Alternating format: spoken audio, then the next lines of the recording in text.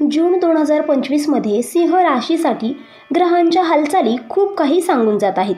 या महिन्यात संधीचे दरवाजे उघडतील, पण त्याच वेळी धोकादायक वळणांनाही सामोरे जावे लागेल. या काळात शनी, मंगळ, शुक्र आणि राहू केतू यांची स्थिती अत्यंत नाजूक आहे. म्हणूनच सिंह राशीच्या जातकांनी सावध पावलं, स्पष्ट विचार आणि धोरणात्मक कृती या त्रिसूत्रीचा स्वीकार करावा लागणार आहे. नंबर 1 आहे ग्रहस्थितीचे संपूर्ण विश्लेषण, तेही सिंह राशीच्या दृष्टीने. नंबर 1, शनी, कर्म आणि परीक्षेचा कालखंड. शनी या काळात सिंह राशीच्या नवम स्थानात भ्रमण करीत आहे. हे स्थान धर्म, भाग्य, गुरु आणि दीर्घ प्रवास यांचे प्रतीक आहे. परिणामी आपल्या आस्थेच्या गोष्टी, विश्वास आणि आध्यात्मिक दिशांना कठोर परीक्षेचा काळ येईल. वडिलोपार्जित संपत्ती, गुरु शिष्य संबंध किंवा शिक्षण क्षेत्रात अडथळे येतील. नियम तोडू नका, अन्यथा कायदेशीर समस्याही निर्माण होऊ शकतात. घरात वडीलधाऱ्यांशी मतभेद शक्य आहेत. नंबर 2 आहे मंगळ 6व्या स्थानात. शत्रू, ऋण आणि स्पर्धा. मंगळ 6व्या स्थानात म्हणजेच रोग, ऋण आणि शत्रूंचे स्थानात आहेत. परिणामी आरोग्यविषयक तक्रारी, विशेषतः रक्तदाब, मूत्रवाहिनी संबंधित किंवा आंतरिक जळजळ, गुप्त शत्रूंचा त्रास, पण त्यांना सामोरे जाण्याचे सामर्थ्यही तुमच्यात आहे. कोर्ट कचेरीच्या किंवा न्यायप्रणालीतील प्रलंबित प्रकरणांमध्ये विजय मिळू शकतो. वैद्यकीय किंवा स्पर्धात्मक क्षेत्रात उत्तम कामगिरी लाभेल. नंबर 3 आहे शुक्र लाभस्थानात पण राहूच्या समीप. सिंह राशीचा स्वामी शुक्र लाभस्थानात आहे, पण राहूच्या जवळ आहे. परिणामी धन, लोकप्रियता, सामाजिक संबंध यामध्ये वाढ होईल, पण फसवणुकीचाही धोका आहे.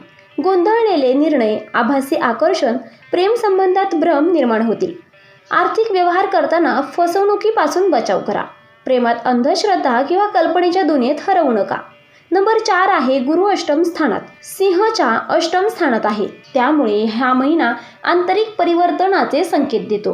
परिणामी मानसिक उलथापालथ, मनोविश्लेषण आणि दार्शनिक विचारसरणीत वाढ होईल. जुनी रहस्य उघड होतील आणि काही चकित करणारे अनुभव मिळतील. ध्यान, साधना, कुंडली जागरण किंवा गूढ विद्यांमध्ये प्रगती आणि एखादा गुप्त वारसा मिळण्याची शक्यता आहे. नंबर 2 आहे आर्थिक स्थिती. संधी आणि सावधानता यांचा संघर्ष. त्यातील एक आहे संधी. सहकारी उपक्रम, शेअर बाजार, डिजिटल गुंतवणूक यातून अचानक फायदा होईल. जूनच्या दुसऱ्या आठवड्यात भागीदारीमधून आर्थिक लाभ होईल. महिला वर्गातून किंवा स्त्री सहकार्याकडून लाभदायक मार्गदर्शन मिळेल. नंबर 2 आहे संकट व सावधानता. जुन्या कर्जाचे पुन्हा डोके वर काढणे आहे. कोणी जवळचा व्यक्ती आर्थिक फसवणूक करण्याचा प्रयत्न करू शकतो. सोनं, प्रॉपर्टी किंवा मोठी गुंतवणूक करण्यापूर्वी दोनदा विचार करा. नंबर 3 आहे करिअर व व्यवसाय. उंचीवर जाण्याची संधी आहे, पण नोकरदार वर्ग, अधिकारी वर्गात प्रशंसा, पण सहकार्यातून मत्सर निर्माण होऊ शकतो. वरिष्ठांशी संवाद करताना स्पष्ट आणि नम्र भाषा वापरा. अचानक विभाग बदल किंवा नवीन जबाबदाऱ्या मिळू शकतात. व्यावसायिक वर्ग, नवीन कॉन्ट्रॅक्ट्स, विदेशी गुंतवणूकदारांचे प्रस्ताव, भागीदारीमध्ये पारदर्शकता आवश्यक आहे, अन्यथा विश्वासघात होईल. जुना प्रतिस्पर्धी परत ताकदीने येईल आणि स्पर्धा वाढेल. नंबर 4 आहे वैवाहिक व प्रेमजीवन. मोह, भ्रम आणि गुपिते. विवाहित लोकांसाठी जोडीदाराशी मतभेद, पण संवाद ठेवला तर टाळताही येईल. काहींना जोडीदाराकडून असहकार्य वाटू शकते. मातृकडच्या नात्यांमध्ये हस्तक्षेप होऊ शकतो. प्रेम संबंध, जुना प्रियकर किंवा प्रेमिका पुन्हा संपर्कात येऊ शकतो. संभ्रम टाळा. प्रेमात गरज आणि आकर्षण यातील फरक ओळखणे अत्यावश्यक आहे. सोशल मीडियावरून वाद निर्माण होण्याची शक्यता आहे. नंबर 5 आहे कुटुंब, समाज आणि मानसशास्त्रीय प्रभाव.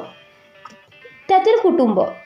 घरात जुनी मालमत्तेची चर्चा होईल. कधी भांडणात बदलू शकतं. मोठ्या भावंडांशी आर्थिक मतभेद आणि आईच्या तब्येतीकडे विशेष लक्ष द्या. समाज. सामाजिक प्रतिष्ठा वाढण्याची संधी मिळेल, पण त्याच वेळी कोणी गुप्तपणे नाव बदनाम करण्याचा प्रयत्न करू शकतो. मानसिक स्वास्थ्य, अस्वस्थता, अनामिक भीती आणि एकटेपणाची भावना. ध्यान, धारणा, संगीतातील रस यांचा आधार घ्या.